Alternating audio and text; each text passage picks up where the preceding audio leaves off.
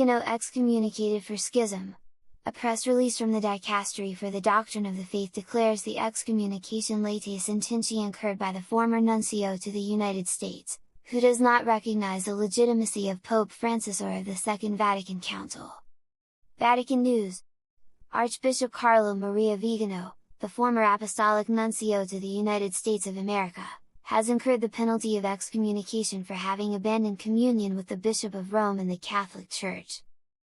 A press release issued by the Dicastery for the Doctrine of the Faith states, on July 4, 2024, the Congress of the Dicastery for the Doctrine of the Faith met to conclude the extrajudicial penal process referred to in Canon 1720 CIC against the Most Reverend Carlo Maria Viganò, titular Archbishop of Alpiana, accused of the reserved delict of schism, Canon 751 and 1364 CIC, Art.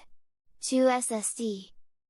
The communiqué continues, his public statements manifesting his refusal to recognize and submit to the Supreme Pontiff, his rejection of communion with the members of the Church subject to him, and of the legitimacy and magisterial authority of the Second Vatican Council are well known. At the conclusion of the penal process, the Most Reverend Carlo Maria Viganò was found guilty of the reserved delict of schism. Further, the press release notes, the Dicastery declared the latae sententiae excommunication in accordance with Canon 1364 Section 1 CIC. The lifting of the censure in these cases is reserved to the Apostolic See. Finally, the statement says, this decision was communicated to the Most Reverend Viganò on July 5, 2024. The case against Viganò. It was Archbishop Viganò himself who, on 20th of June, revealed the process against him.